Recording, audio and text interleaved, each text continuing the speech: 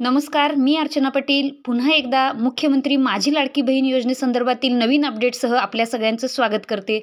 मुख्यमंत्री माझी लाडकी बहीण योजनेच्या अर्ज प्रक्रियेसंदर्भातली ही मोठी अपडेट आहे. नारी शक्ती दूत ॲपवरती ज्यांनी अर्ज भरले, मग त्याच्यामध्ये अंगणवाडी सेविका असू देत, CRP असू देत, गटातील सदस्य असू देत अथवा इतर कर्मचारी असू देत, तर त्यांच्यापैकी खूप साऱ्या लोकांनी मराठीमध्ये हे अर्ज भरलेले आहेत. मराठीमध्ये भरलेला अर्ज नामंजूर होणार, मराठीमध्ये भरलेले अर्ज पुन्हा इंग्रजीमध्ये भरावे लागणार. मराठीमध्ये अर्ज भरलेल्यांचे नामंजूर झाल्यामुळे त्यांना मासिक 1500 रुपये योजनेचा लाभ मिळणार नाही. लाडकी बहीण योजनेचा अर्ज नक्की मराठीमध्ये भरायचा की इंग्रजीमध्ये भरायचा, तर अशा प्रकारच्या सर्व प्रश्नांची उत्तरं महिला व बालविकास मंत्री आदिती तटकरे यांनी दिलेली आहेत.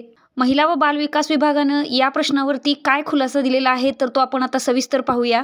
माहिती व जनसंपर्क महासंचालनालय महाराष्ट्र शासन यांच्या अधिकृत वेबसाईटवरती ही माहिती प्रसिद्ध करण्यात आलेली आहे.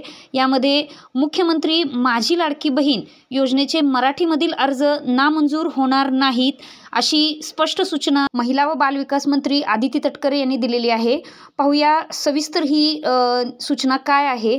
तर याच्यामध्ये मुख्यमंत्री माझी लाडकी बहीण या योजनेसंदर्भातील जे काही अर्ज मराठीमध्ये भरले होते त्या संदर्भात खुलासा देण्यात आलेला आहे.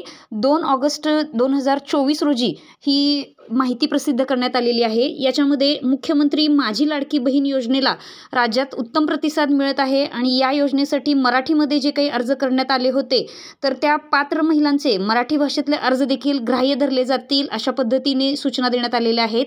मराठीमधील अर्ज नामंजूर होणार नाहीत असं स्पष्ट करण्यात आलेलं आहे. अर्जाची प्रक्रिया करत असताना काही तांत्रिक अडचणीमुळे मराठी भाषेतील अर्जाचा विषय चर्चेला आला होता, परंतु ही तांत्रिक अडचण संबंधित बँकेने सोडवली आहे.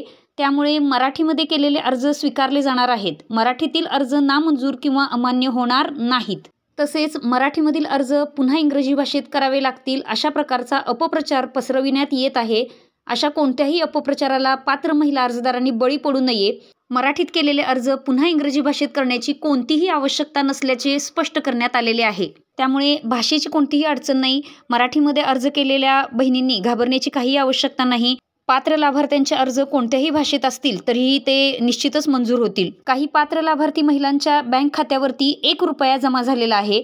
तर हा 1 रुपया म्हणजे पूर्ण योजनेचा लाभ आहे की हे पैसे कसले आलेले आहेत, तर याच्या संदर्भात बऱ्याचशा शंका कुशंका महिलांच्या मनामध्ये आहेत. पुढच्या व्हिडिओमध्ये तुमच्या या सर्व शंकांचं निरसन होणार आहे. चॅनलवर नवीन असाल तर चॅनलला सबस्क्राईब करा. महत्त्वपूर्ण व्हिडिओ सर्वांपर्यंत शेअर करा, लाईक करा व व्हिडिओ कसा वाटला हे मला कमेंटमध्ये नक्की कळवा. धन्यवाद.